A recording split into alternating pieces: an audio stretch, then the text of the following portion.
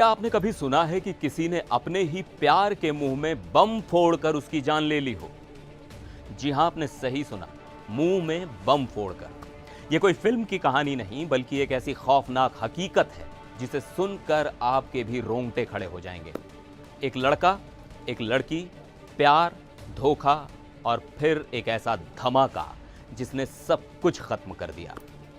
नमस्कार, मैं हूं सिद्धार्थ प्रकाश और आज मैं आपको जुर्म की एक ऐसी दुनिया में ले जाने वाला हूं जहां प्यार और हैवानियत के बीच की लकीर मिट जाती है। मामला है कर्नाटक के मैसूर का, जहां एक लॉज के बंद कमरे में एक 20 साल की लड़की की लाश मिलती है।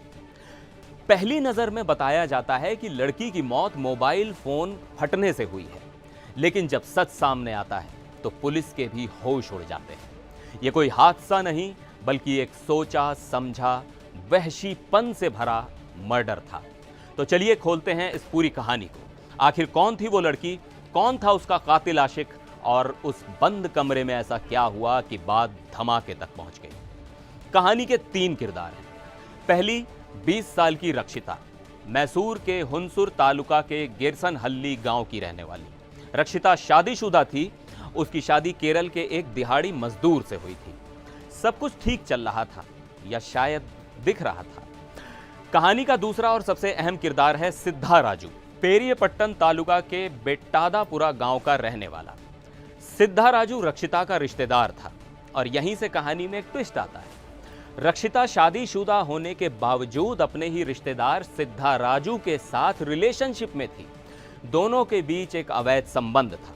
और कहानी का तीसरा किरदार है वो लॉज, सालीग्राम तालुका का वो गुमनाम सा लॉज जो एक खौफनाक राज का गवाह बनने वाला था। अब हुआ ये कि रक्षिता और सिद्धा राजू दोनों इसी लॉज में एक कमरा लेकर रुके थे। शायद दुनिया की नजरों से दूर कुछ पल साथ बिताना चाहते थे, लेकिन उन्हें क्या पता था कि ये उनकी आखिरी मुलाकात होने वाली है। लॉज के उस बंद कमरे में दोनों के बीच किसी बात को लेकर जमकर झगड़ा हुआ।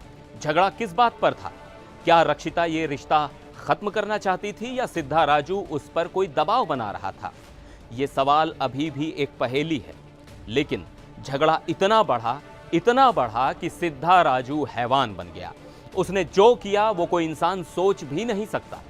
सिद्धा राजू अपने साथ एक विस्फोटक पदार्थ यानी एक कंबस्टिबल मटेरियल लेकर आया था। और ये कोई आम पटाखा नहीं था। ये वो चीज है जिसे खदानों यानी क्वेरीज में पत्थर तोड़ने के लिए इस्तेमाल होने वाले जिलेटिन स्टिक्स को ट्रिगर करने के लिए यूज किया जाता है। मतलब एक छोटा लेकिन पावरफुल धमाका। उसने गुस्से में रक्षिता को पकड़ा, उसके मुंह में वो विस्फोटक पदार्थ रखा और ट्रिगर दबा दिया। एक पल में एक भयानक धमाका हुआ और रक्षिता की दर्दनाक मौत हो गई। उसके चेहरे का क्या हुआ होगा ये सोचकर ही दिल दहल जाता है। अब देखिए इस कातिल का शातिर दिमाग। हत्या करने के बाद उसने कहानी बनानी शुरू की। उसने लॉज में और बाहर लोगों को बताया कि कमरे में मोबाइल फोन फट गया जिससे लड़की की मौत हो गई। वो चाहता था कि सब इसे एक हादसा माने और वो वहां से साफ बचकर निकल जाए। वो भागने की फिराक में ही था, लेकिन उसकी हड़बड़ाहट और घबराहट देखकर आसपास के लोगों को शक हो गया। लोगों ने उसे पकड़ लिया और बुरी तरह पीटने के बाद पुलिस के हवाले कर दिया। जब पुलिस मौके पर पहुंची तो कमरे का मंजर देखकर वो भी सन्न रह गए। ये किसी भी एंगल से मोबाइल ब्लास्ट नहीं लग रहा था। जांच शुरू हुई और कुछ ही देर में सिद्धा राजू ने अपना गुनाह कबूल कर लिया। सवाल उठता है कि आखिर उस बंद कमरे में ऐसा हुआ क्या था? क्या रक्षिता ने शादीशुदा होने की वजह से इस रिश्ते को खत्म करने की बात की जो सिद्धा राजू को बर्दाश्त नहीं हुआ, या फिर सिद्धा राजू रक्षिता पर अपने पति को छोड़ने का दबाव बना रहा था, या मामला किसी और ब्लैकमेलिंग या धोखे का था? लेकिन एक बात तो साफ है, यह कत्ल गुस्से में अचानक नहीं हुआ। सिद्धा राजू विस्फोटक और ट्रिगर साथ लेकर लॉज आया था। मतलब उसके दिमाग में पहले से ही कुछ खौफनाक चल रहा था। वो पूरी तैयारी के साथ आया था।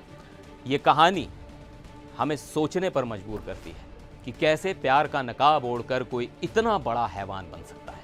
एक रिश्ते का अंत होना इतना भयानक भी हो सकता है। इस मामले पर आपकी क्या राय है? आपको क्या लगता है कि इस क्रूर हत्या के पीछे की असली वजह क्या हो सकती है? अपनी राय नीचे कमेंट्स में हमें जरूर बताइएगा। फिर मिलेंगे एक और वीडियो में, तब तक के लिए नमस्कार।